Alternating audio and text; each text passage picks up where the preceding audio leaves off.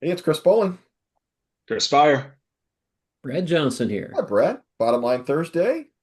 Here we are. I've got I've got your favorite topic, Mr. Bowling.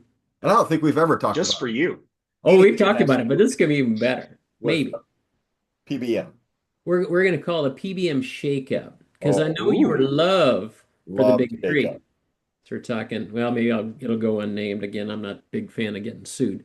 But the Huh. big three, we all know them. Yep. And they used to make up 80% of the market.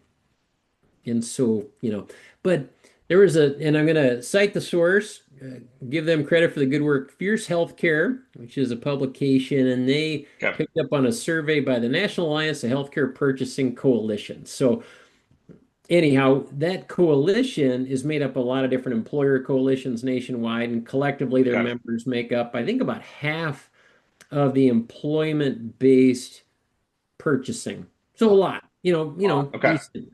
And then of that, they surveyed like 300 some of their members, and they found a pretty significant drop of those large employers using the big three. good. And yeah, and let's see, stats here, about a 12% drop on some of that. And Wow. moving to Good. these transparent PBMs, ones that'll give you all the information. And I think you guys have seen that. I give you credit to be one of the first to really pursue that angle because you found the big three weren't doing any favors. No, they're No. horrible. The data's starting to show it, and now we're seeing like laws in Illinois and Iowa almost requiring transparency. So I Yeah. think that Yeah. might It's definitely be even more. definitely a shakeup, as you say. Shakeup. Yeah. Um, but we've even gone further than that too. I mean, we've worked with a lot of transparent PBMs. Quite a few are good at what they do, but still the focus so much is our discount on the formulary as opposed to attacking high cost meds. And I think that was our initial thing was there's rebates aren't coming in. That was one thing. So we wanted to get rebates to our clients. But then secondary is like we're not attacking the highest cost drugs. They're just running through without a thought. And it doesn't matter if you've got a $4 generic or a $3 generic when you've got a $300,000 drug. Yep. I still like Chris Bowling today. This is Hey, wow. We must be in a lot of meetings together. this is outstanding. I'm not the one being a jerk right now. I love it. Those stats are just firing quick. And the one thing, as I read this, I completely agree. So we have a lot of clients that are looking at international pharmacy. Yep. And what is Yes. so frustrating is that to really see if international pharmacy pencils out, you have to know not only the drug cost domestically, Hmm. but the rebate on that drug. And no one will tell you. So you just Yeah. have to hope the drug rebate's about normal. And so you can see if it's maybe over the Yep. 50% point of a Right. discount, then international might make sense. But can we just get the information? And it's Yeah. so opaque. You can't under the current big three Yeah. model. And that is under pressure because now we've got companies that are charging a pretty good percentage to source that drug. And now we've got the freaking tariff, which we all Yep. thought we were going to avoid the consumer tariff, and now we're Yeah. not. And that's now Yeah. in. Yeah.